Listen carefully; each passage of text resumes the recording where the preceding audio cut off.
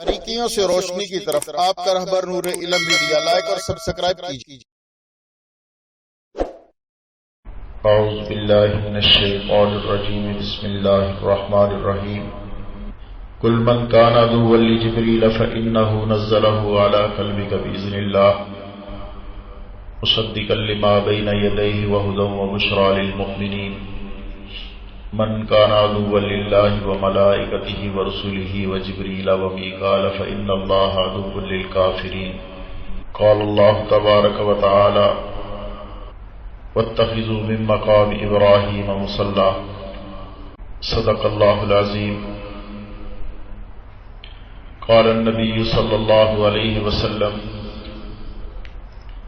لو کان بعدی نبی لکان عمر۔ قال النبی صلی اللہ علیہ وسلم ان اللہ جعل الحق علی لسان عمر وقلبہ وصدق رسولہ النبی الکریم۔ سماعت فرمانے والے میرے معزز بھائیوں، بزرگوں، دوستوں، واجب التکریم معززہ محترمہ ماں بہنوں، آج کی ہماری گفتگو موافقات عمر کے حوالے سے ہوگی۔ سیدنا فاروق اعظم رضی اللہ تعالی عنہ نبی اکرم صلی اللہ علیہ وسلم کے جلیل القدر صحابہ کرام میں سے تھے۔ ان کا قبول اسلام نبی رحمت صلی اللہ علیہ وسلم کی دعاؤں کا ثمر تھا۔ پروردگار عالم نے حضرت عمر رضی اللہ تعالی عنہ کو دولت اسلام سے نوازا۔ مسلمانوں کو بڑی خوشی ہوئی اور بڑی تقویت حاصل ہوئی۔ اس دور میں مسلمانوں کو کفار کی طرف سے طرح طرح کے مصائب اور تکلیفوں سے مبتلا کیا جاتا۔ مسلمان کھلے عام عبادت نہیں کر سکتے تھے، چھپ کر عبادت کرتے تھے۔ مشرکین مکہ زوروں پر تھے۔ مسلمان ظلم و ستم کے دائرے میں پھنسے ہوئے تھے۔ حضرت عمر رضی اللہ تعالی عنہ نے اسلام قبول کیا تو اسلامی تاریخ میں یہ ایک غیر معمولی اور عظیم واقعہ رونما ہوا۔ اعدائے اسلام کے عزائم پر پانی پھر گیا۔ دین کی اشاعت اور ترویج بڑی تیزی سے ہونے لگی۔ مسلمانوں سے کفار کے رعب اور دبدبہ کے بادل چھٹنے لگے۔ کفر و شرک کے ایوانوں میں زلزلہ برپا ہو گیا اور مسلمان اعلانیہ طور پر اللہ کی عبادت کرنے لگے۔ جناب سیدنا فاروق اعظم رضی اللہ تعالی عنہ کے بہت سارے فضائل ہیں۔ عمر رضی اللہ تعالی عنہ کے بارے میں نبی صلی اللہ علیہ وسلم نے احادیث مبارکہ میں بہت ساری فضیلتیں بیان فرمائی ہیں۔ آج میں جو یہاں پر بات رکھنا چاہتا ہوں وہ موافقات عمر کے حوالے سے رکھنا چاہتا ہوں۔ ایک رائے حضرت عمر رضی اللہ تعالی عنہ قائم کرتے ہیں، آپ کی رائے کے موافق اللہ جل شانہ عما نوالہ قرآن کریم کو اتار دیتے ہیں۔ اس حوالے سے تاریخ الخلفاء میں علامہ سیوطی رحمۃ اللہ علیہ نے، اسی طرح تحفۃ الاحباب میں اور علامہ شبلی نعمانی رحمۃ اللہ علیہ کی کتاب الفاروق میں موافقات عمر کو بیان کیا گیا ہے۔ میں نے جو ابتدائی خطبہ میں قرآن کریم کی جو آیت میں نے تلاوت کی ہے، اس کے حوالے سے علامہ ابن کثیر رحمۃ اللہ علیہ نے اور مفسرین کی ایک جماعت نے یہ رائے بتائی ہے کہ یہ آیت سیدنا فاروق اعظم رضی اللہ تعالی عنہ کی رائے کے مطابق نازل ہوئی۔ حضرت عمر رضی اللہ تعالی عنہ روحہ یعنی مدینہ منورہ سے جنوب کی طرف جو ہے 40 میل فاصلے پر ایک مقام ہے، وہاں پر انہوں نے دیکھا کہ لوگ پتھروں کے آس پاس جو ہے نماز ادا کرتے ہیں۔ پوچھا کہ کیا بات ہے، یہاں لوگ کیوں نماز ادا کرتے ہیں؟ تو جواب ملا کہ اس جگہ حضور صلی اللہ علیہ وسلم نے نماز ادا کی. آپ صلی اللہ علیہ وسلم کو جہاں بھی نماز کا وقت میسر آیا آپ نے وہی نماز ادا کر لی. اور حضرت عمر رضی اللہ تعالیٰ عنہ فرماتے ہیں کہ لوگوں نے خواہ مخواہ جو ہے جگہ کو مخصوص کر لیا ہے. حضرت عمر رضی اللہ تعالیٰ عنہ کہنے لگے کہ میں یہودیوں کے پاس جایا کرتا تھا کہ دیکھوں کہ تورات جو ہے کس طرح سے قرآن کی تصدیق کرتی ہے. تورات کے سلسلہ میں حضرت عمر رضی اللہ تعالیٰ عنہ کہتے ہیں کہ یہود سے ایک میری بات چیت ہوئی. ایک دن میں ان سے باتیں کر ہی رہا تھا تو ادھر سے حضور اکرم صلی اللہ علیہ وسلم کا گزر ہوا تو انہوں نے مجھ سے کہا کہ تمہارے نبی جا رہے ہیں. تو میں نے کہا اچھا میں جاتا ہوں،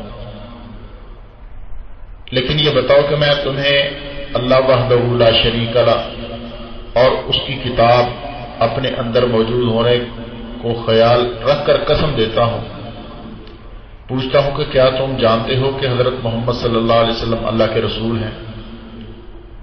اس پر سب یہودی جو ہیں خاموش ہو گئے. ان کے ایک بڑے عالم ان میں علم میں کامل تھا، اس نے کہا تم نے اتنی سخت قسم دی ہے تو اپنے عالموں سے کہنے لگا کہ اب تم سچا جواب کیوں نہیں دیتے؟ تو انہوں نے کہا کہ آپ ہی ہمارے بڑے عالم ہیں، آپ ہی جواب دے دیں. پھر اس نے کہا کہ آپ نے زبردست قسم دی ہے، سچ تو یہ ہے کہ ہم دل سے جانتے ہیں کہ آپ اللہ کے سچے رسول ہیں. تو حضرت عمر رضی اللہ تعالیٰ عنہ نے فرمایا کہ اس بات پہ افسوس ہے کہ تم لوگ جانتے ہو لیکن مانتے نہیں. کہنے لگے کہ صرف اس وجہ سے ہم اس وجہ سے نہیں مانتے کہ آسمان سے وحی لے کر آنے والا فرشتہ جو جبرائیل ہے نا، وہ تنگی اور سختی، شدت اور عذاب جو ہے وہ لے کر آتا ہے اور ہم کو اس سے دشمنی ہے. جبرائیل جو ہے وہ ہمارا دشمن ہے. اگر میکائیل وحی لے کر آتے جو کہ راحت، نرمی اور رحمت لے کر آتے ہیں تو ہم تسلیم کر لیتے. تو حضرت عمر کہتے ہیں کہ میں نے کہا کہ ان کی خدا کے نزدیک کیا قدر و منزلت ہے. انہوں نے کہا کہ جبرائیل اللہ کے داہنے بازو ہے اور میکائیل بائیں. میں نے کہا کہ اللہ کی قسم جس کے سوا کوئی معبود نہیں، جو ان میں سے کسی کا بھی دشمن ہے وہ اللہ کا دشمن ہے. اتنی بات کہہ کر حضرت عمر رضی اللہ تعالیٰ عنہ چلے گئے. کہتے ہیں کہ حضور صلی اللہ علیہ وسلم کے پاس پہنچا، آپ نے فرمایا کہ یا ابن خطاب وقد انزل اللہ من کان عدوا لجبریل فإنه نزله على قلبك بإذن الله مصدقا لما بين يديه وهدى وبشرى للمؤمنين. سبحان اللہ.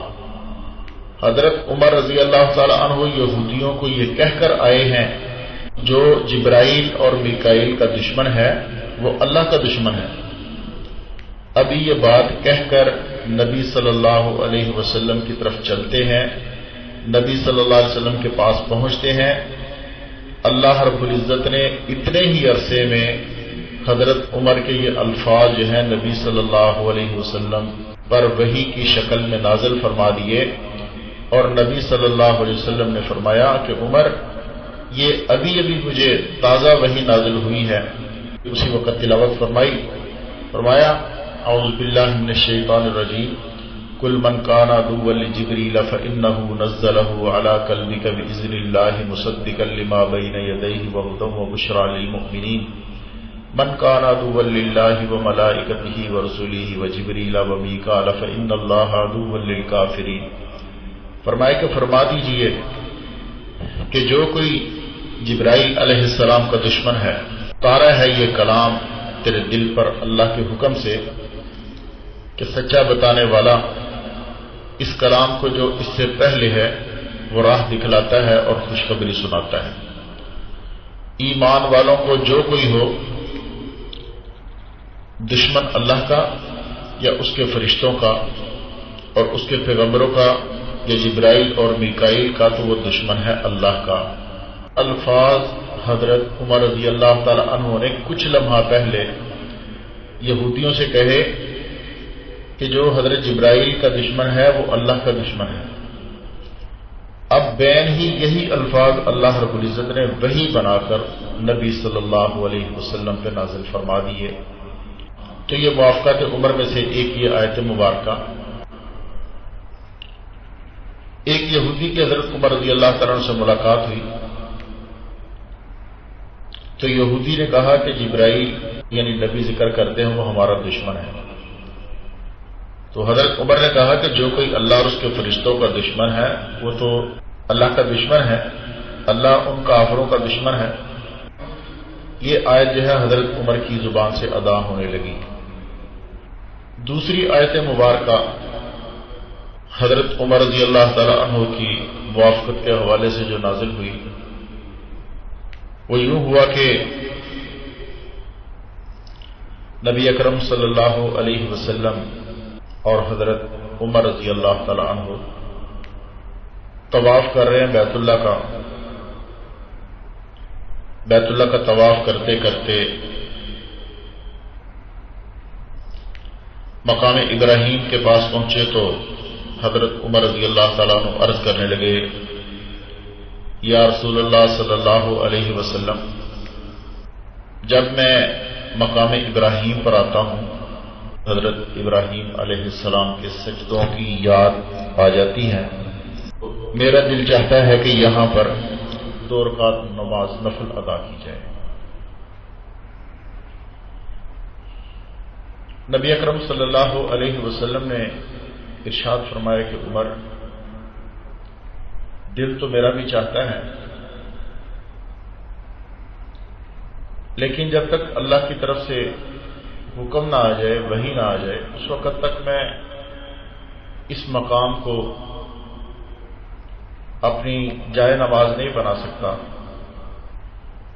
اب یہ اتنی بات ہو ہی رہی تھی، نبی اکرم صلی اللہ علیہ وسلم نے طواف کر لیا، حضرت عمر مقام ابراہیم کی طرف اشارہ کر کے کہتے ہیں کہ یہی ہمارے باپ کا مقام ہے جہاں آپ نماز ادا کیا کرتے تھے۔ حضرت عمر رضی اللہ تعالی عنہ زمین پہ نبی صلی اللہ علیہ وسلم سے یہ بات کر رہے ہیں، اللہ رب العزت نے اسی وقت جو ہے یہ آیت نازل فرما دی اور فرمایا، میرے پیغمبر اگر تیرے عمر کا دل چاہتا ہے تو آپ اس جگہ کو مقام ابراہیم کو جائے نماز بنا لو، اور فرمایا واتخذوا من مقام ابراہیم مصلی، کہ مقام ابراہیم کو جائے نماز بنا لو۔ یہ ایک روایت میں ہے کہ حضرت عمر کے سوال کے تھوڑی دیر بعد ہی یہ حکم جو ہے یہ نازل ہو گیا۔ حضرت عمر رضی اللہ تعالی عنہ زمین پہ ایک مشورہ دیتے ہیں، اللہ رب العزت اس کو قرآن کی شکل میں نازل فرما دیتے ہیں۔ اب اللہ تعالیٰ کے نزدیک حضرت عمر کی کتنی اہمیت، لیکن آج کے چوڑے شمار اور رافضی جن کو اپنے باپ کا بھی پتہ نہیں ہے وہ کس طرح سے ان پہ تبرہ کرتے ہیں۔ اسی طرح امام بخاری رحمۃ اللہ علیہ نے ایک حدیث نقل کی ہے کہ حضرت انس رضی اللہ تعالی عنہ کی ایک روایت ہے کہ حضرت عمر کہتے ہیں کہ 3 باتوں میں میری رائے اللہ کے علم کے موافق ہوئی، یا میرے رب نے 3 باتوں میں میری موافقت فرمائی۔ پہلے یہ میں نے عرض کیا، یا رسول اللہ صلی اللہ علیہ وسلم، اگر آپ مقام ابراہیم کو نماز کی جگہ قرار دے دیں تو یہ بہتر ہوگا۔ تو اس پر یہ آیت نازل ہوئی واتخذوا من مقام ابراہیم مصلی۔ تو اس روایت سے یہ معلوم ہوتا ہے کہ حضرت عمر نے مقام ابراہیم کے پاس نماز ادا کرنے کے خیال کا اظہار کیا تھا۔ اللہ تعالیٰ کو یہ بات اتنی پسند آئی، اللہ رب العزت نے حضرت عمر کی رائے اور خیال کے مطابق اس جگہ کو نماز کے لیے حکم جاری فرما دیا کہ ہمیشہ کے لیے یہ ضابطہ بنا دیا گیا کہ جو بھی حج کرنے کے لیے آئے یا عمرہ کرنے کے لیے آئے یا طواف کرے تو اس کے بعد اس کو یہاں پر 2 رکعت نماز نفل جو ہے وہ ادا کرنا ہے. اس کے بغیر حج اور عمرہ مکمل ہی نہیں ہوگا جب تک مقام ابراہیم پہ 2 رکعت نفل نہ ادا کر لیں. مقام ابراہیم کے حوالے سے میں تھوڑا سا عرض کر دوں کہ یہ پتھر دیوار کعبہ کے ساتھ دروازہ کی دائیں جانب ایک مخصوص جگہ میں تھا جس کو آج کل لوگ مقام ابراہیم کے نام سے جانتے ہیں. حضرت ابراہیم علیہ السلام نے اس کو اس جگہ رکھا تھا. تعمیر کے وقت آخری حصہ میں یہیں پر وہ پتھر رہنے دیا. پہلے یہ پتھر ایک چبوترے پر رکھا ہوا تھا مگر بعد میں حکومت نے اس کو شیشے کے ایک خول میں بند کر دیا اور اس کے اوپر پیتل کی خوبصورت جالی لگا دی. اس طرح پتھر کی دوہری حفاظت کا بندوبست کر دیا. اب مقام ابراہیم دور سے تو نظر نہیں آتا لیکن جالی کے قریب کھڑے ہو کر دیکھیں تو صاف نظر آتا ہے اور اس پتھر پر حضرت ابراہیم علیہ السلام کے پاؤں کا نشان موجود ہے. عام ایام میں تو طواف کرنے والے مقام ابراہیم اور بیت اللہ میں جب تشریف لے جاتے ہیں اس کے درمیان میں چلتے پھرتے ہیں، لیکن جب رمضان المبارک میں زیادہ رش ہوتا ہے یا حج کے دنوں میں رش بہت بڑھ جاتا ہے تو پھر مقام ابراہیم طواف کرنے والوں کے درمیان میں آ جاتا ہے. لوگ اس کے درمیان سے گزرتے ہیں، کچھ باہر سے گزرتے ہیں. مقام ابراہیم یہ تقریباً جو ہے وہ 14 انچ مربع چھوٹا سا ایک پتھر ہے اور یہ حضرت عیسیٰ علیہ السلام سے 2000 سال پہلے یہاں پر پڑا ہوا تھا. اس لیے اس چھوٹے سے پتھر کو مصلی بنا کر نماز نہیں پڑھی جا سکتی تھی، لہذا اس کے آس پاس جو ہے نماز کی ادائیگی کی جا سکتی ہے. بہرحال اس کی بڑی فضیلت ہے اور امام ابو حنیفہ رحمۃ اللہ علیہ کے نزدیک طواف کی 2 رکعت واجب ہیں، جبکہ دوسرے ائمہ کے نزدیک جو ہے سنت قرار دیا گیا ہے اس کو کہ اس مقام پر نماز ادا کرنا بہت فضیلت کی بات ہے. اور فرمائے کہ پھر مقام ابراہیم کے پاس آ کر 2 رکعت نماز ادا کرے یا مسجد میں جہاں بھی موقع ملے 2 رکعت نماز جو ہے یہ واجب ہے. تو یہ مقام ابراہیم پر نماز پڑھنا حضرت عمر رضی اللہ تعالیٰ عنہ کی رائے سے ہے. مقام ابراہیم سے مراد وہ جگہ ہے، وہ پتھر ہے جسے حضرت اسماعیل کی زوجہ محترمہ نے حضرت ابراہیم کو، بعض مفسرین کہتے ہیں کہ نہانے کے لیے دیا تھا، ان کے پاؤں کے نیچے رکھا تھا، لیکن محدثین نے اس حدیث کو ضعیف قرار دیا ہے. اکثر مفسرین کا خیال جو ہے وہ یہی ہے کہ مقام ابراہیم سے مراد بیت اللہ کی تعمیر کے لیے استعمال ہونے والا پتھر مراد ہے جس پر حضرت ابراہیم علیہ السلام نے کھڑے ہو کر تعمیر کی تھی اور حضرت عمر کی رائے کے مطابق یہاں نماز ادا کرنے کا حکم دیا گیا. اب یہ پتھر اس کی فضیلت کیا ہے میں تھوڑی سی وضاحت کر دوں کہ جب بیت اللہ کی دیواریں اونچی ہو گئی نا، اب ضرورت اس بات کی تھی جس طرح آج ہمارے مستری لوگ گو باندھتے ہیں دیوار کو بنانے کے لیے، اونچا کرنے کے لیے، اوپر جانے کے لیے، تو اللہ رب العزت نے یہ پتھر بھیجا حضرت ابراہیم علیہ السلام کو جب تعمیر کر رہے تھے بیت اللہ کو. اب حضرت ابراہیم علیہ السلام اس پتھر پہ کھڑے ہو کر بیت اللہ کی تعمیر شروع کرتے ہیں. اب اللہ کی قدرت دیکھیے کہ جب ان کو اوپر جا کے پتھر لگانا ہوتے یہ پتھر خود بخود اوپر ہو جاتا، لفٹ کا کام دیتا، خود بخود اوپر ہو جاتا. حضرت ابراہیم علیہ السلام اوپر جا کے دیوار پہ پتھر لگاتے، پھر جب نیچے آنا ہوتا تو یہ پتھر خود بخود نیچے ہو جاتا. یہ اللہ کی طرف سے ایک قدرت کا کرشمہ ہے. یہ وہی پتھر ہے کہ حضرت ابراہیم علیہ السلام جب اوپر جاتے، اوپر دیواروں کو بناتے، یہ پتھر خود بخود اوپر چلا جاتا، اور جب پھر نیچے آنا ہوتا تو یہ پتھر نیچے ہو جاتا. تو یہ وہ متبرک پتھر ہے کہ جس کے اوپر کھڑے ہو کر حضرت ابراہیم علیہ السلام نے خانہ کعبے کی تعمیر کی، اور اس پتھر پر حضرت ابراہیم علیہ السلام کے پاؤں کا نشان آج بھی موجود ہے. اسی طرح حضرت عمر رضی اللہ تعالی عنہ نے شراب کی حرمت کے حوالے سے مشورہ دیا. ابتدائی اسلام میں عرب کی دیگر رسومات کی طرح شراب خوری بھی عام تھی. نبی اکرم صلی اللہ علیہ وسلم جب مکہ سے ہجرت کر کے مدینہ طیبہ تشریف لائے تو مدینہ میں شراب کا عام دور دورہ چلتا تھا.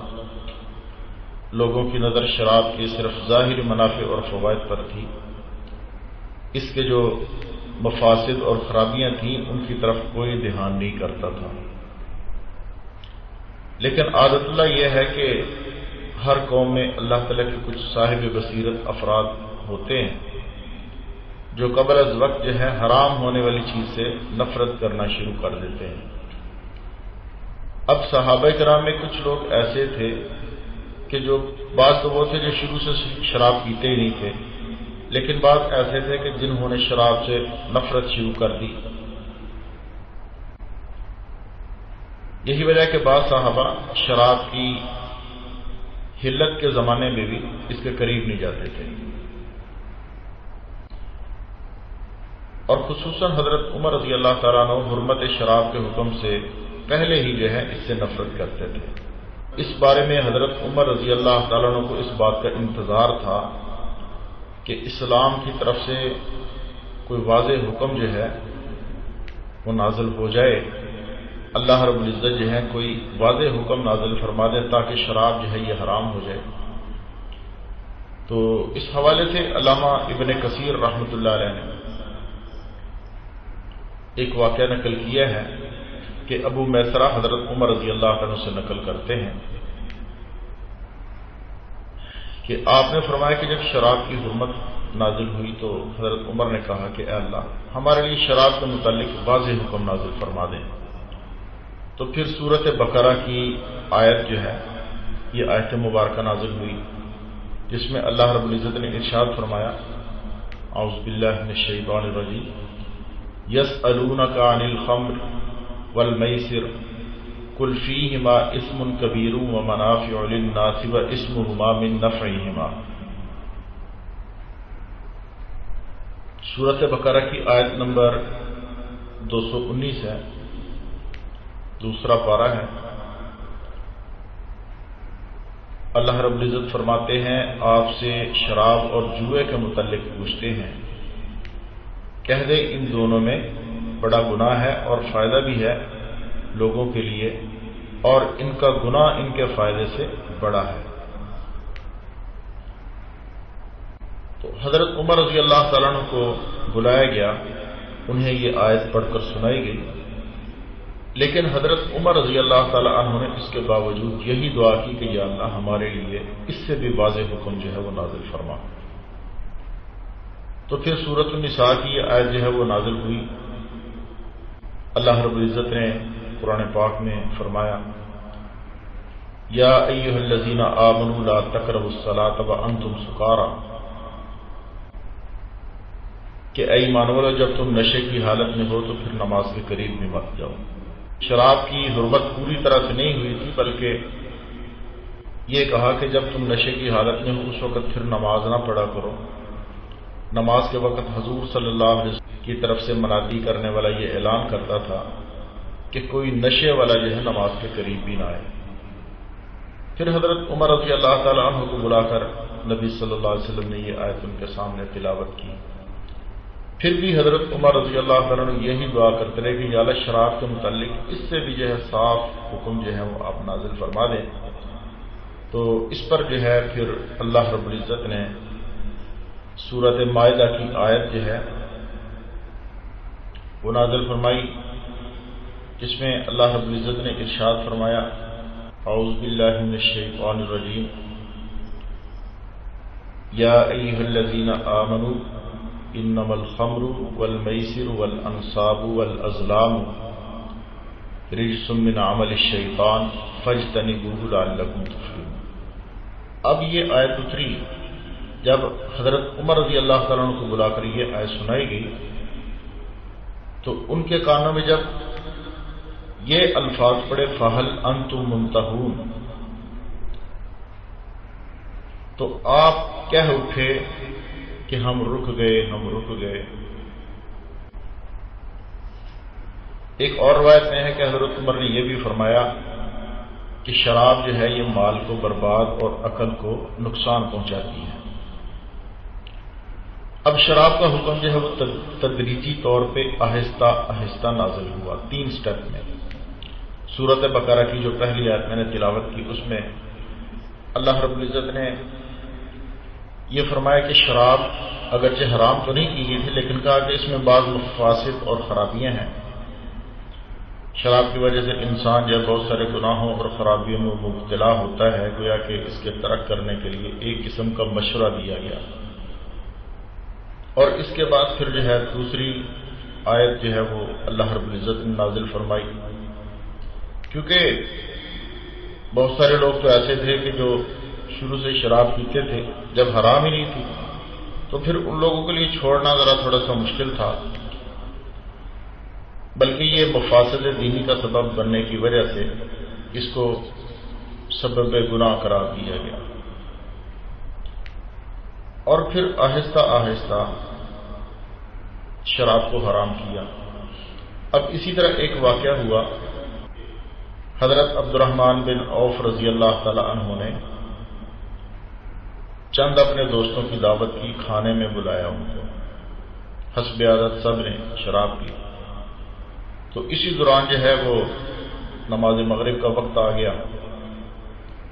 جب نماز کے لیے سب لوگ کھڑے ہوئے تو بعض روایت میں آتا ہے کہ اللہ تعالیٰ عنہ کو امامت کے لیے آگے بڑھایا تو انہوں نے نشے کی حالت میں جو تلاوت شروع کی سورۃ الکافرون کی اس کو غلط پڑھ دیا۔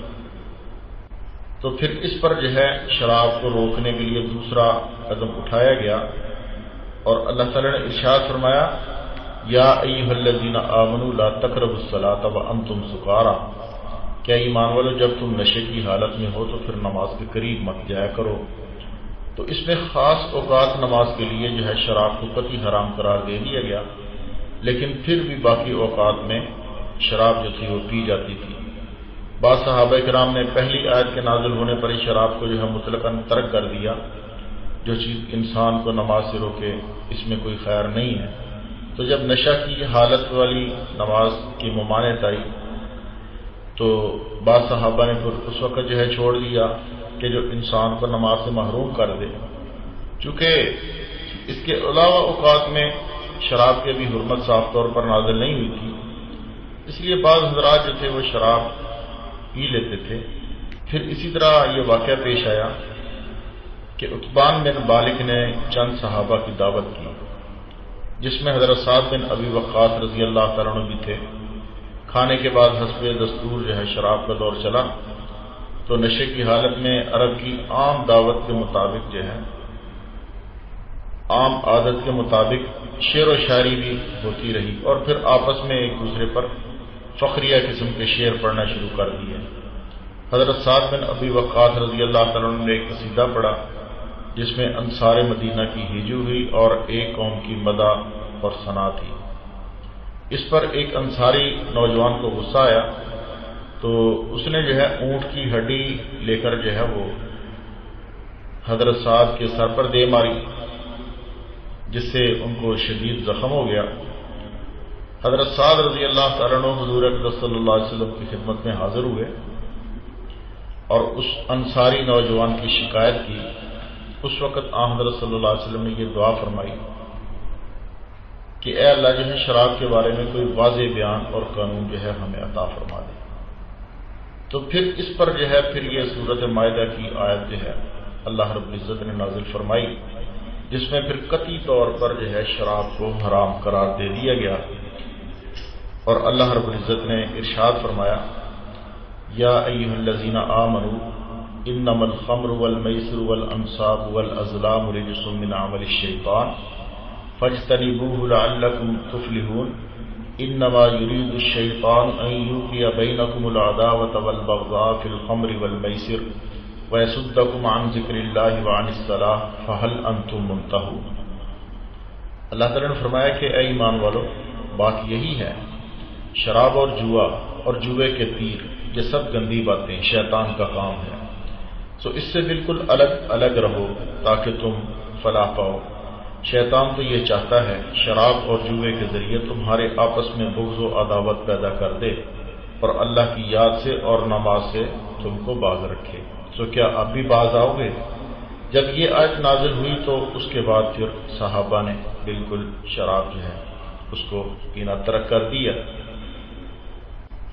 حضرت عمر رضی اللہ تعالیٰ عنہ فرماتے ہیں کہ حضرت صلی اللہ علیہ وسلم نے فرمایا کہ شراب کے متعلق 10 لوگوں پر لعنت کی، خود شراب پر لعنت کی، شراب پینے والے پر، پلانے والے پر، بیچنے والے پر، خریدنے والے پر، شراب کشیدہ کرنے والے پر، شراب بنانے والے پر، شراب اٹھا کر لے جانے والے پر، جس کی طرف لے جا رہی ہے اس کے اوپر، اور جو اس کی قیمت کھائے اس پر، یہ سب پر جو ہے 10 لوگوں پر اللہ کے رسول صلی اللہ علیہ وسلم نے لعنت فرمائی ہے۔ تو بھائی یہ شراب کا حکم جو ہے یہ بھی اللہ رب العزت نے حضرت عمر کے بار بار جو ہے وہ تقاضے پر اللہ تعالیٰ نے نازل فرمایا۔ ایک اور واقعہ ہوا، یہ چوتھا واقعہ ابھی میں آپ حضرات کی خدمت میں رکھنے لگا ہوں۔ ابتدائے اسلام میں روزہ داروں کے لیے شروع رات میں کھانے پینے کی اجازت ہوا کرتی تھی۔ سو جانے کے بعد اگر کوئی کھانا پینا چاہتا یا اپنی بیوی سے مباشرت کرنا چاہتا، قرب کرنا چاہتا تو اس کی ممانعت تھی۔ اب بعض صحابہ سے اس کے خلاف عمل سرزد ہو گیا۔ حضرت عمر رضی اللہ تعالیٰ عنہ کی علم تھے، وہ نبی اکرم صلی اللہ علیہ وسلم کی خدمت میں حاضر ہوئے اور انہوں نے اس بات کا اقرار کیا، اظہار کیا اور اس پر ندامت کی، توبہ استغفار کے ساتھ حاضر خدمت ہوئے۔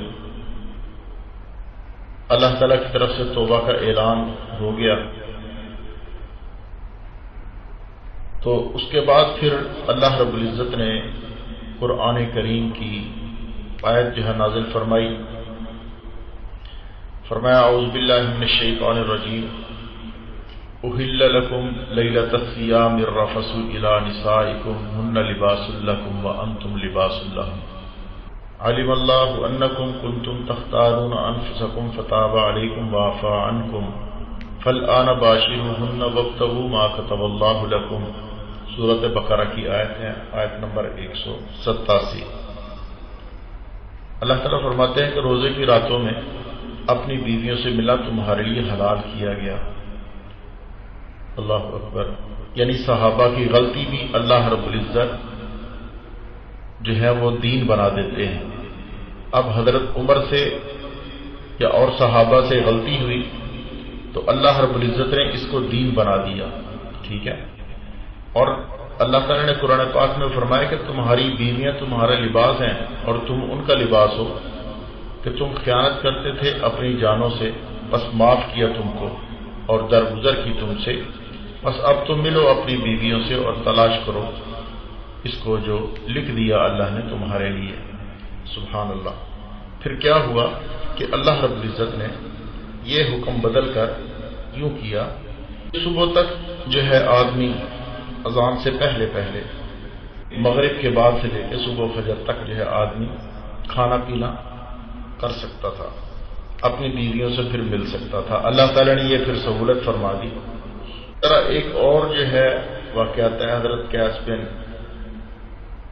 صدمہ رضی اللہ تعالیٰ انصاری کہ ایک دفعہ وہ دن بھر کھیتی باڑی کا کام کرتے رہے، شام کو گھر آئے تو بیوی سے کھانا لانے کے لیے کہا، تو بیوی نے جواب دیا کھانے کے لیے تو کچھ نہیں، البتہ میں کہیں سے لاتی ہوں۔ وہ کہیں گئی، واپس آئی تو دیکھا کہ قیس جو ہم سو چکے ہیں۔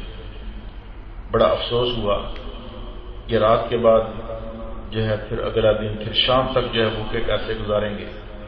چنانچہ جب آدھا دن ہوا تو حضرت قیس بھوک کی وجہ سے بے ہوش ہو گئے۔ حضور اکرم صلی اللہ علیہ وسلم کو اس واقعہ کا علم ہوا تو پھر یہ آیت مبارکہ جو نازل ہوئی، یہ جو ابھی میں نے آپ حضرات کے سامنے تلاوت کی ہے۔ صحابہ اکرام کے اوپر احوال آئے، اللہ رب العزت نے قانون کو بدل دیا۔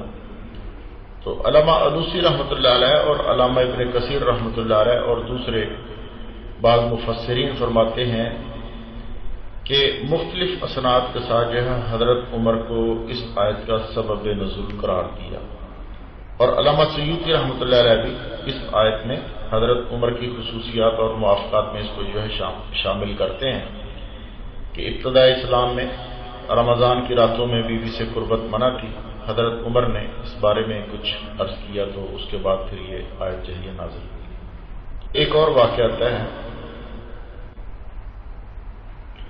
کہ ایک رات حضرت عمر جو ہے مجلس نبوی میں بیٹھے رہے، دیر تک باتیں کرتے رہے۔ رات کو پھر بیوی کے پاس آئے تو انہوں نے کہا کہ میں تو سو گئی تھی۔ حضرت عمر نے اس کو بہانہ سمجھا اور مباشرت کر لی۔ صبح کو نبی اکرم صلی اللہ علیہ وسلم کی خدمت میں حاضر ہوئے تو پھر اللہ تعالیٰ نے یہ آیت جو ہے یہ نازل فرما دی، احل لکم لیلۃ الصیام الرفث الی نسائکم ہن لباس لکم وانتم لباس لہن، کہ روزے کی راتوں میں اپنی بیویوں سے ملنا تمہارے لیے حلال کیا گیا اور وہ تمہارے لباس ہیں اور تم ان کا لباس ہو۔ علم اللہ انکم کنتم تختانون انفسکم فتاب علیکم، کہ تم خیانت کرتے ہو اپنی جانوں سے، پس معاف کیا تم کو اللہ نے اور درگزر کیا۔ فالآن باشروہن وابتغوا ما کتب اللہ لکم، اور پس اب تم ملو اپنی عورتوں سے اور تلاش کرو اس کو جو لکھ دیا اللہ نے تمہارے لیے۔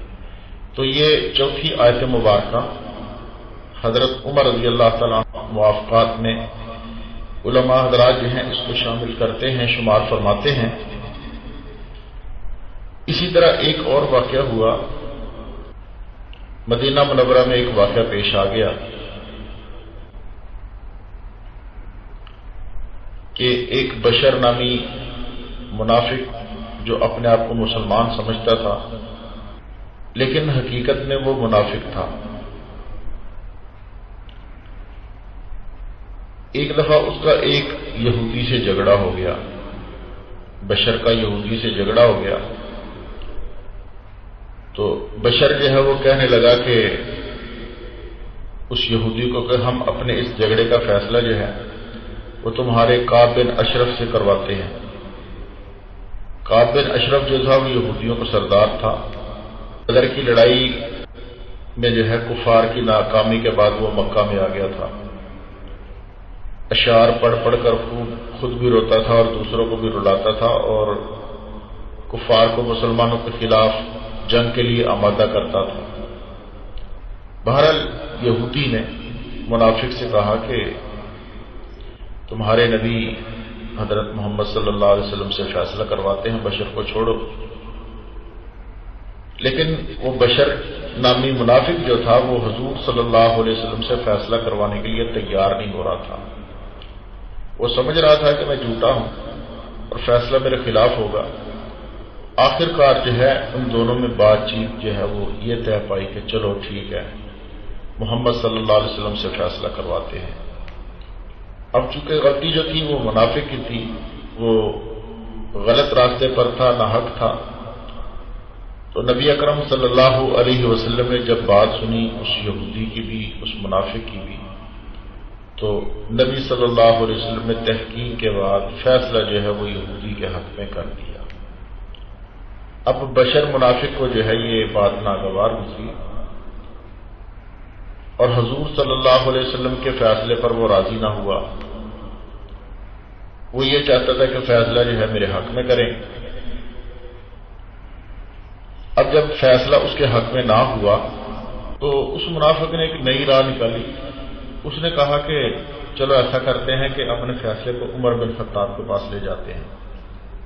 منافق کا یہ ذہن تھا کہ حضرت عمر رضی اللہ تعالیٰ عنہ جو ہیں وہ بڑے سخت ہیں کافروں کے معاملے میں، تو فیصلہ جو ہے میں اپنے حق میں کروا لوں گا، وہ میرے حق میں فیصلہ دے دیں گے۔ یہودی نے بھی اس بات کو قبول کر لیا کہ چلو ٹھیک ہے، حضرت عمر رضی اللہ عنہ کے پاس چلتے ہیں۔ اب دونوں جو ہیں وہ حضرت عمر رضی اللہ عنہ کے پاس پہنچے۔ یہودی نے حضرت عمر رضی اللہ تعالیٰ عنہ کے سامنے اپنا کیس جو ہے وہ دائر کیا، سارا واقعہ بیان کیا۔ اب حضرت عمر نے جب واقعہ سنا، یہودی نے یہ کہا کہ اس واقعہ کا فیصلہ جو ہے آپ کے نبی حضرت محمد صلی اللہ علیہ وسلم نے میرے حق میں کر دیا ہے، میرے حق میں انہوں نے فیصلہ دے دیا ہے۔ اور یہ بشر جو ہے یہ مطمئن نہیں ہو رہا۔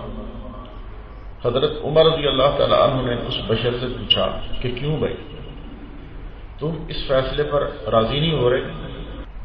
اس منافق نے اس بات کا اقرار کیا۔ حضرت عمر رضی اللہ تعالیٰ عنہ نے فرمایا کہ اچھا پھر ٹھہرو، میں ابھی تمہارا فیصلہ کیے دیتا ہوں۔ حضرت عمر رضی اللہ تعالیٰ عنہ اندر تشریف لے گئے، گھر سے تلوار اٹھا لائے۔ تلوار لا کر انہوں نے منافق کا کام تمام کر دیا، منافق کی گردن اڑا دی۔ اللہ اکبر کبیرہ۔ اب جناب جب منافق کی گردن اڑائی اور ساتھ یہ کہا کہ جو بندہ اللہ کے نبی کے فیصلے پر راضی نہیں ہوتا، عمر اس کا فیصلہ یہی کرے گا۔ اب جناب منافقین نے جو ہے وہ شور ڈالنا شروع کر دیا۔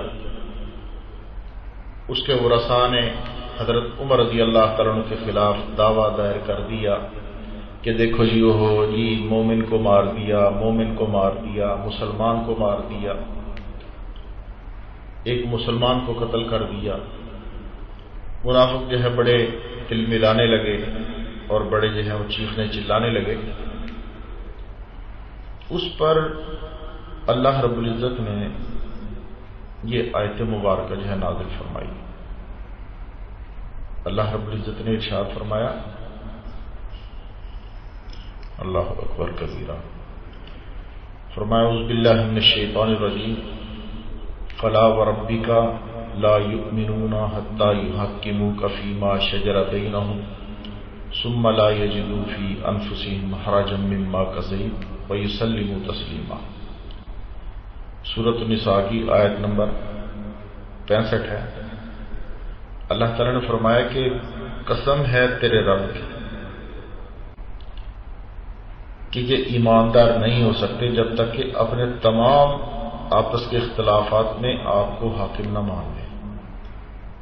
کیا فرمایا اللہ تعالیٰ نے کہ قسم ہے تیرے رب کی، اے نبی قسم ہے تیرے رب کی کہ یہ لوگ ایماندار نہیں ہو سکتے کہ جب تک آپ کو اپنے تمام فیصلوں میں حاکم تسلیم نہ کر لیں، پھر جو فیصلہ آپ ان میں کر دیں ان میں سے اپنے دل میں کسی طرح کی تنگی اور ناخوشی محسوس کریں، فرما برداری کے ساتھ جو ہے اس کو قبول کر لیں۔ تو اللہ رب العزت نے اس آیت کو حضرت عمر رضی اللہ تعالیٰ عنہ کے حق میں اتار کر فیصلہ سنا دیا کہ اے نبی جو تیرے فیصلے سے راضی نہیں ہوتا وہ مومن نہیں ہے۔ بعض روایت میں آتا ہے اس آیت کے نزول کے بعد جو ہے جب اس منافق کا نفاق ظاہر ہو گیا، نبی صلی اللہ علیہ وسلم نے حضرت عمر کو بری قرار دے دیا، آپ کے فیصلے کی تصدیق بھی کر دی۔ اور بعض روایت میں ہے کہ اس واقعے کے بعد حضرت عمر کو فاروق کا لقب ملا۔ سبحان اللہ، یعنی کہ اس منافق کو قتل کرنے کے بعد نبی صلی اللہ علیہ وسلم کی طرف سے حضرت عمر کو فاروق کا لقب ملا کہ کفر اور اسلام میں فرق کرنے والا۔ اور بعض روایت میں ہے کہ حضرت جبرائیل علیہ السلام نے کہا کہ عمر حق و باطل میں تو نے فرق کر دیا، تو نبی صلی اللہ علیہ وسلم نے ان کا نام فاروق رکھ دیا۔ حضرت عمر رضی اللہ تعالی عنہ کوئی معمولی شخصیت نہیں تھے۔ اللہ رب العزت نے آپ کو بڑی فہم و فراست عطا فرمائی ہوئی تھی۔ ایک اور آیت مبارکہ حضرت عمر رضی اللہ تعالیٰ عنہ کے مشورے سے نازل ہوئی۔ حضور صلی اللہ علیہ وسلم صحابہ سمیت بدر کی لڑائی میں ابو سفیان کے شام کی طرف جانے والے قافلہ کے تعاقب میں نکلے۔ جنگ کا کوئی ارادہ نہیں تھا، اس لیے ساتھ جنگی ساز و سامان کوئی نہیں لیا، لیکن قافلہ تو بچ نکلا۔ لیکن ابو سفیان نے ایک قاصد مکہ مکرمہ روانہ کر دیا، جس کے بعد کفار کا ایک بڑا لشکر جو ہے وہ جنگی آلات سے لیس ہو کر مسلمانوں کے مقابلے میں آ گیا۔ اب حضور صلی اللہ علیہ وسلم نے صحابہ سے مشورہ لیا، بھائی کیا کرنا چاہیے۔ بعض لوگوں کا خیال تھا کہ جس قافلہ کے تعاقب کے لیے آئے تھے وہ تو جا چکا، اس لیے واپس مدینہ چلتے ہیں۔ بعض صحابہ کی رائے تھی چونکہ کفار مقابلے کے لیے آ چکے ہیں، اس لیے اب ان سے پنجہ آزمائی کرنا چاہیے، یہی بہتر ہے۔ حضور صلی اللہ علیہ وسلم نے کفار کے مقابلہ میں نکلنے کا مشورہ جب حضرت ابو بکر اور حضرت عمر سے لیا، دیگر صحابہ کرام نے بھی مشورہ دیا۔ نبی اکرم صلی اللہ علیہ وسلم نے اس مشورے کو پسند کیا، کفار کے مقابلے میں نکل کر لڑنے کے مشورے کو قبول فرمایا۔ پھر یہ آیت جو ہے اللہ رب العزت کی طرف سے نازل ہوئی، اعوذ باللہ من الشیطان الرجیم، کما اخرجک ربک من بیتک بالحق وان فریقا من المؤمنین لکارہون، جیسا نکالا آپ کو آپ کے رب نے آپ کے گھر سے حق کے واسطے، اور مسلمانوں کی ایک جماعت اس کو گراں سمجھتی تھی۔ یہ آیت جو ہے یہ بھی حضرت عمر رضی اللہ عنہ کے مشورے سے نازل ہوئی کہ حضرت عمر نے مشورہ دیا کہ یا رسول اللہ، کافروں سے پنجہ آزمائی کرنا چاہیے، اور پھر اللہ نے آپ کی مدد کی، اپنی خصوصی تائید اور حمایت کی، نصرت کی، کافر جو ہیں وہ مغلوب ہوئے، مسلمان غالب ہوئے۔ اب اسی طرح غزوہ بدر کے حوالے سے جب یہ غزوہ پیش آیا،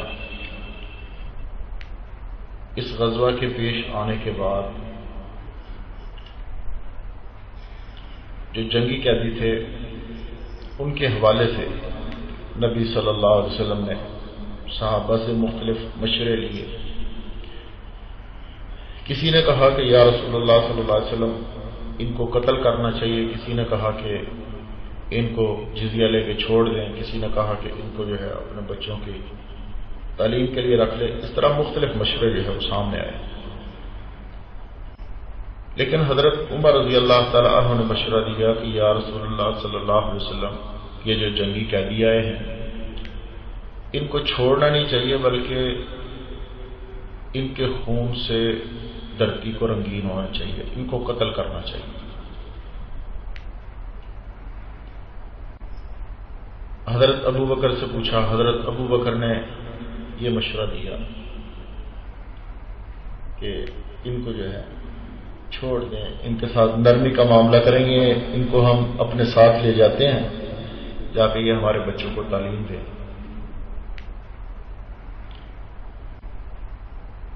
مدینہ منورہ پہنچ کر نبی اکرم صلی اللہ علیہ وسلم نے گرفتار کیے جانے والے کافروں کے بارے میں صحابہ کرام سے مشورے کیے۔ علامہ ابن کثیر رحمۃ اللہ علیہ فرماتے ہیں، حضرت علی فرماتے ہیں کہ بدر کے قیدیوں کے بارے میں نبی صلی اللہ علیہ وسلم کے پاس جبرائیل آئے اور فرمایا کہ اپنے صحابہ کو دو باتوں میں سے ایک کا اختیار دیجیے کہ وہ ان سے فدیہ لے کر جو ہے چھوڑ دیں گے، انہیں قتل کر دیں، اور فدیہ کی صورت میں آئندہ سال تمہارے 70 قتل کیے جائیں گے۔ اور قتل اور فدیہ میں یہ اختیار ہے کہ جسے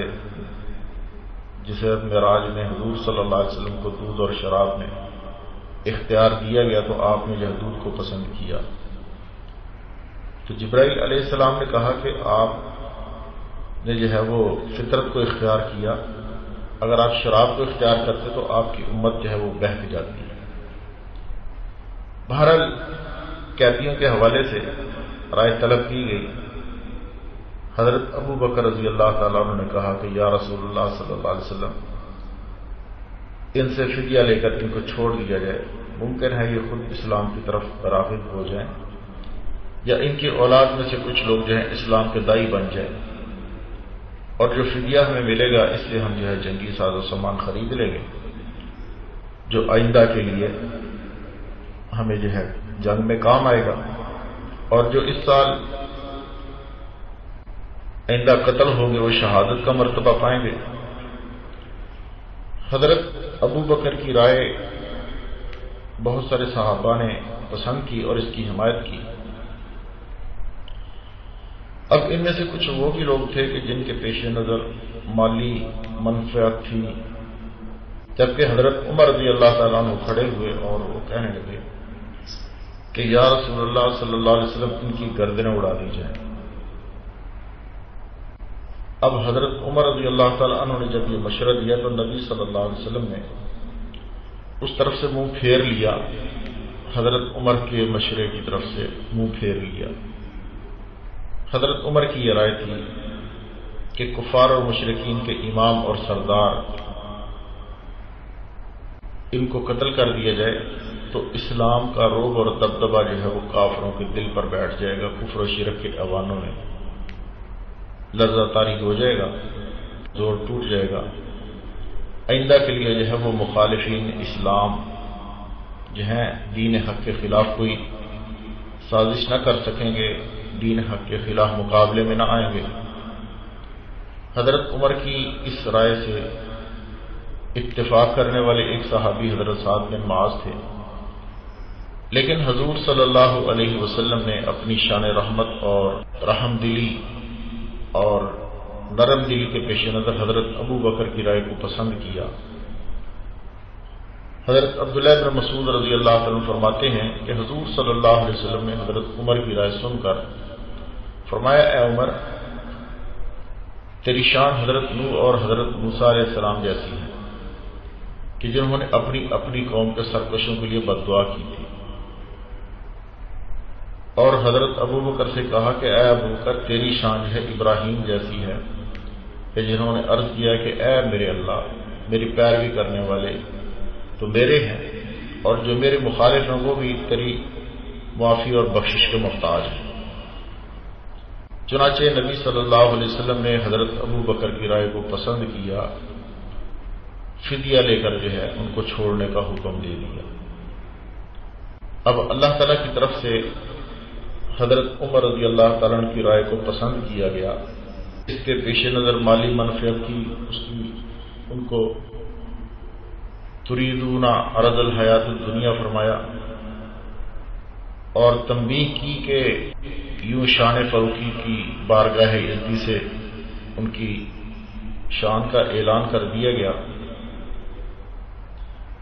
اللہ رب العزت نے قرآن کریم میں آیت نازل فرمائی، جو مشورہ حضرت عمر کا تھا اس کے مطابق اللہ تعالیٰ نے آیت نازل فرمائی۔ سورۃ انفال کی آیت نمبر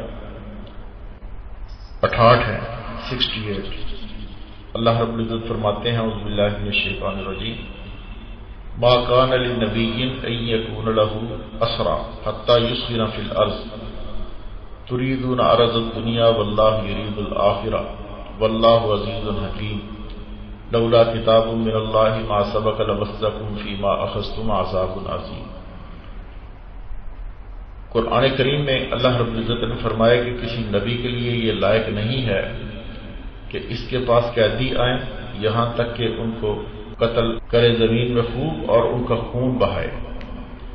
فرمایا کہ تم دنیا کا مال و متاع چاہتے ہو اور اللہ آخرت چاہتا ہے، اور اللہ غالب اور حکمت والا ہے، اور اگر اللہ کا لکھا ہوا مقدر نہ ہو چکا ہوتا اس چیز کے بارے میں جو تم نے لی ہے تو ضرور تم کو بڑا عذاب پہنچتا۔ تو حضرت عمر رضی اللہ تعالی عنہ کی رائے کو اللہ رب العزت نے پسند فرمایا کہ کافروں کا جو ہے وہ کلا کما کرنا چاہیے تھا، کافروں کے خون سے اس زمین کو رنگین کرنا چاہیے تھا۔ 7واں موافقات عمر میں سے جو ہے وہ میں نے آپ رات کے سامنے پیش کیا، یہ 7ویں آیت۔ اسی طرح اور بہت ساری آیات ہیں، لیکن یہ ایک آخری بات میں کر کے بات کو چھوڑتا ہوں، انشاءاللہ پھر باقی اللہ نے توفیق دی تو کل جو ہے اس حوالے سے بات ہوگی۔ رئیس المنافقین عبداللہ ابن ابی، اس کے حوالے سے آتا ہے جب اس کا انتقال ہونے لگا، اپنے بیٹے عبداللہ کو جو سچے پکے مسلمان تھے، مومن تھے، موحد تھے، ان سے کہا کہ اب لگتا ہے کہ میری وفات کا وقت قریب ہے، تم حضور صلی اللہ علیہ وسلم کے پاس جاؤ اور جا کے کہو کہ میرے باپ کا وقت قریب ہے اور میرے باپ کی یہ خواہش ہے مجھے نبی صلی اللہ علیہ وسلم کے کرتے مبارک سے آپ کی قمیص سے کفن دیا جائے اور میری نماز جنازہ جو ہے وہ بھی حضور صلی اللہ علیہ وسلم پڑھائے۔ جب مدینہ منورہ میں عبداللہ بن ابی کی وفات ہو گئی تو حضرت عبداللہ جو ہے وہ حاضر خدمت ہوئے اور عرض کی، یا رسول اللہ صلی اللہ علیہ وسلم، میرے باپ کی یہ وصیت تھی کہ آپ کی قمیض میں اس کو کفن دیا جائے اور آپ ہی اس کی نماز جنازہ پڑھائیں۔ نبی اکرم صلی اللہ علیہ وسلم نے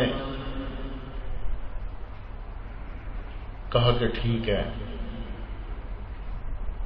نبی صلی اللہ علیہ وسلم نے حضرت عبداللہ کی درخواست جو ہے وہ قبول کر لی نماز جنازہ پڑھانے کی، اور حضور صلی اللہ علیہ وسلم نے دعائے مغفرت کی اور اس کے منہ میں، عبداللہ بن ابی کے منہ میں اپنا لعاب بھی ڈالا۔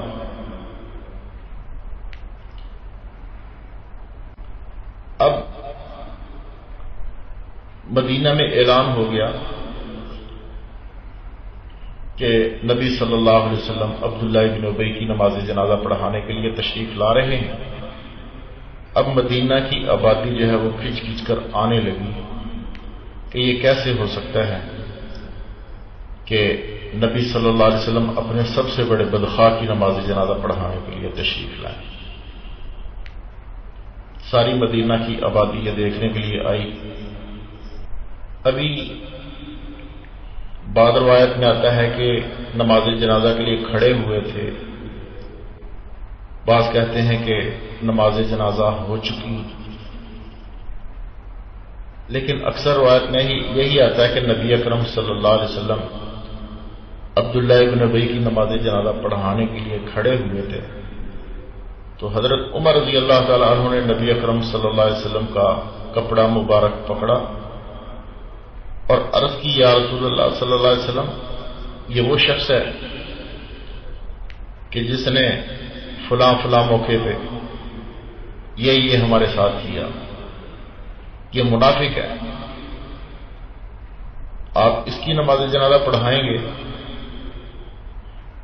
اور منافقین کے لیے استغفار سے اللہ تعالی نے منع کیا ہے۔ نبی اکرم صلی اللہ علیہ وسلم نے جواب دیا کہ اللہ نے مجھے استغفار کا اختیار دیا ہے کہ میں 70 سے بھی زائد دفعہ ان کے لیے استغفار کروں گا۔ اب حضور اکرم صلی اللہ علیہ وسلم چاہتے تھے کہ اس کی نماز جنازہ پڑھا دوں۔ حضرت عمر کہتے ہیں کہ یا رسول اللہ صلی اللہ علیہ وسلم، آپ جب نماز جنازہ پڑھائیں گے تو آپ کی بیوی اور ہماری مسلمانوں کی ماں حضرت عائشہ رضی اللہ عنہ کے دل پہ کیا گزرے گی کہ اس منافق نے جو ان کے خلاف طوفان کھڑا کیا تھا، اس طوفان کا مرکزی کردار یہی عبداللہ بن ابی تھا۔ تو اس کے بارے میں حضور صلی اللہ علیہ وسلم فرمانے لگے کہ عمر، میری رحمت کا تقاضا ہے۔ بعض روایت میں آتا ہے کہ حضور صلی اللہ علیہ وسلم ابھی نماز جنازہ پڑھانے لگے تھے، بعض روایت میں آتا ہے کہ نماز جنازہ پڑھا دی تو فوراً جو ہے جبرائیل علیہ السلام پہنچ گئے۔ اللہ اکبر کبیرہ۔ جبرائیل علیہ السلام قرآن کریم کی آیات لے کر نبی اکرم صلی اللہ علیہ وسلم کی خدمت میں حاضری دیتے ہیں۔ سورۃ توبہ کی آیت نمبر 84 ہے۔ فرمایا، اعوذ باللہ من الشیطان الرجیم، ولا تصلی علی احد منہم مات ابدا ولا تقم علی قبری انہم کفروا باللہ ورسولہ وماتوا وہم فاسقون۔ فرمایا کہ میرے نبی کبھی بھی نہ نماز پڑھائیں ان میں سے کسی کی جو مر جائے، اور نہ کھڑے ہوں ان کی قبر پر، بے شک اللہ تعالیٰ اور اس کے رسول کے یہ منکر ہیں اور یہ نافرمان مرے ہیں۔ یعنی اللہ رب العزت نے فرما دیا کہ میرے نبی ان منافقوں میں سے کوئی بھی مر جائے تو کبھی بھی ان کی نماز جنازہ نہ پڑھائیں، حتیٰ کہ یہاں تک منع کر دیا کہ میرے نبی نماز جنازہ پڑھانا تو دور کی بات ہے، منافقوں کی قبر کے قریب کھڑے ہونے کی بھی اجازت نہیں، منافقوں کی قبر کے قریب کھڑے ہونے کی بھی اجازت نہیں۔ سبحان اللہ۔ اب حضرت عمر رضی اللہ تعالیٰ عنہ نبی صلی اللہ علیہ وسلم کو مشورہ دیتے ہیں کہ یا رسول اللہ اس کی نماز جنازہ نہ پڑھائیں، مسلمانوں کے دل پہ کیا گزرے گی، ام المومنین کے دل پہ کیا گزرے گی، لیکن نبی صلی اللہ علیہ وسلم فرماتے ہیں میری رحمت کا تقاضا ہے۔ پھر اللہ رب العزت نے حضرت عمر کی رائے کے مطابق قرآن اتار دیا کہ میرے نبی ان میں سے کوئی بھی مر جائے ان کی نماز جنازہ پڑھانا تو دور کی بات ہے، ان کی قبر کے قریب بھی نہ کھڑے ہوں۔ اوقات عمر میں سے میں نے 8 آیات مبارکہ آپ حضرات کے سامنے رکھی ہیں، اسی طرح اور بہت سی آیات مبارکہ ہیں،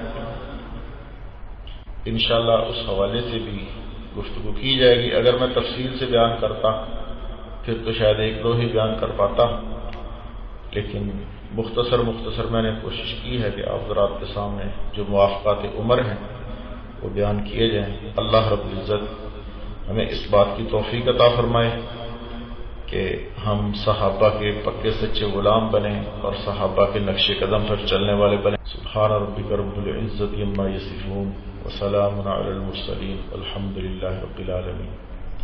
السلام علیکم ورحمۃ اللہ وبرکاتہ۔